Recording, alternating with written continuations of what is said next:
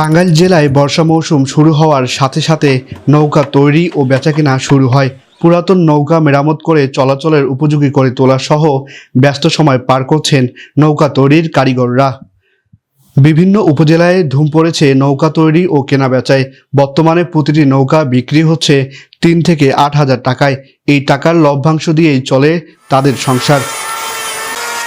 আগের মতো গ্রাহক না পেলেও অনেকেই এই পেশায় থেকে এনেছেন সচ্ছলতাও। পানি নাই, এজন্য লোক আমরা বানিয়ে রাখতেছি, পানি আইলে বাদে আশা করে রাখছি যে বড় বাসে বেসুম, এই জন্য বানিয়ে স্টার্ট করে রাখতেছি। কিন্তু বর্তমানে না দাম তেমন কমই আর কি, কিন্তু তবু বানিয়ে রাখতেছি, সামনে বানিয়ে আইব, আল্লাহ দিলে আমরা বেসুম, এই আশাবাদী করে রাখতেছি আর কি। বর্ষাকাল, নদী-নালা খাল-বিলে আসতে শুরু করেছে নতুন পানি। আর কিছুদিন পরেই শুরু হবে বন্যা। এ সময়ে চাহিদা বেড়ে যায় নৌকার। বর্ষার শুরু থেকে শেষ পর্যন্ত নদীবেষ্টিত এলাকার জেলেরা নৌকা দিয়ে রাত দিন মাছ শিকারে ব্যস্ত হয়ে পড়ে। চরাঞ্চলের নিচু এলাকার বাসিন্দারা নৌকার মাধ্যমে খেয়া পার হয়ে এক গ্রাম থেকে অন্য গ্রামে ছুটে চলে। শিক্ষার্থীরা স্কুল, কলেজ, মাদ্রাসা ও কর্মজীবী মানুষরা হাট বাজারে যায়। নদী তীরবর্তী গ্রামগুলোতে নৌকার ব্যবহার হচ্ছে যুগ যুগ ধরে। বন্যার সময় নৌকাই একমাত্র ভরসা হয়ে ওঠে। নৌকা কিনতে এসেছি, তার নৌকার দাম মোটামুটি এখন তারা সাধ্যের মধ্যে আছে। আশা করতেছি মানে পানি বেশি হলে দামটা বাড়বে, তাহলে এটা আগে আইসি, কারণ আমার বাড়ির আশেপাশে টুকিটাকি পানি আইছে, এই জন্য একটা নৌকা দরকার। নৌকা 3 মাস বেচা হয়, 3 মাস পানি থাকলে বেশি বেচা হয়, পানি কম থাকলে একটু কম বেচা হয়। তবে এবার তুলনামূলকভাবে একটু কম, কারণ পানি আইসে গেছে গা, আবার যদি আসে তাহলে আবার একটু বেচা কিনে নেবো। তবে তালে আছি আমরা, এখনো বন্ধ হয় নাই। বন্যার পরপরই শুরু হয় নৌকা বাইচ। জেলার বিভিন্ন এলাকায় নৌকা তৈরির কারখানায় গিয়ে দেখা যায় নৌকা তৈরিতে ব্যস্ত সময় পার করছেন কারিগররা। কেউ করাত দিয়ে কাঠ কাটায় ব্যস্ত, কেউ হাতুড়ি দিয়ে নৌকায় পেরেক লাগাতে ব্যস্ত, কেউ আবার নৌকা বিক্রি করতেও। সব মিলিয়ে ব্যস্ত সময় পার করছেন নৌকা তৈরির কারিগররা। নৌকা তৈরির কারিগররা বলছেন, নদী ও বিল দখল হয়ে যাওয়ায় সেগুলো ভরাট হয়ে গেছে।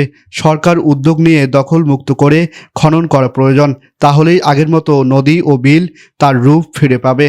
3 মাস চলে, জল হলে 3 মাস চলে, জল না হলে তো আর চলে না, ব্যবসা মন্দ। তখন ফার্নিচার কাজ করি, রেডিমেড আছে। হ্যাঁ, রেডিমেড। তো বর্ষা মাসে নৌকার কাজটা ভালো হয়, জল যদি হয়, জল না হলে ব্যবসায় খুব মন্দা, আমরা ধরা খাওয়াবো। আসলে পানি নাই, পানির নিকে আমরা খুব বিপদ আছি। নৌকার কাঠমাট সব বানানো হয়েছে, নৌকাও বানাইছি, গাহক নাই, আমরা খুব দুর্ভোগে আছি। সরকার কাছে আমাকে এইটাই হলো আবদার। আসলে আমাকে ব্যবসা বাণিজ্য একবার খুব পড়া, 2 বছর না 3 বছর ধরে একই অবস্থা।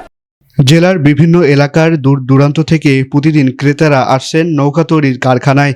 ঘুরে ঘুরে দেখছেন নৌকার সৌন্দর্য, দেখে দরদামের পর কাঙ্ক্ষিত নৌকা ক্রয় করে নিয়ে যাচ্ছেন। নৌকার দাম তো যেভাবে চায়, 8 বছর দাম এবার কমে আছে। ডাকপাড়ার থেকে আসছি, এই সামান্য একটু বর্ষি টর্ষি গাই, তো পানি টানি আসলে পরে যেমন এই নৌকার একটু দরকার হয়, এই জন্য আর কি আগেই কিনা রাখতেছি। এই পেশাকে টিকিয়ে রাখতে কারিগররা কাজ করছে। সরকারের পৃষ্ঠপোষকতা পেলে এই শিল্প বাঁচিয়ে রাখা সম্ভব। এখন নদীতে পানি নাই, বৃষ্টি নাই, নৌকার মিস্ত্রিদেরও কাজ কম, তারপরেও তারা আশায় বুক বেঁধে নৌকার কাজ করতেছে। এই অবস্থায় নদীতে পানি না আসলে, বৃষ্টি না হলে মিস্ত্রিদের কাজ আর হাতে খুব একটা কাজ নাই। প্রত্যেক শ্রমিকই মোটামুটি অর্ধাহারে কাজ করতেছে, 6 দিনের 3 দিন কাজ করে, 3 দিন বসে থাকে। এই অবস্থা চলতেছে। সম্প্রদায়কে রক্ষা করতে চাইলে সরকারি পৃষ্ঠপোষকতা প্রয়োজন। তো এমতো অবস্থায় আপনারা যদি একটু এদের প্রতি দৃষ্টি দেন তাহলে ভালো। নৌকা নির্মাণ ও ব্যবহারের সুদীর্ঘকালের ঐতিহ্য রয়েছে। ঐতিহ্যবাহী এ বাহনকে ধরে রাখতে এবং নির্মাণ শ্রমিকদের টিকিয়ে রাখতে সংশ্লিষ্ট সবাইকে এগিয়ে আসতে হবে। তাহলেই নৌকা নির্মাণ শ্রমিকদের অবস্থার উন্নয়ন ঘটবে।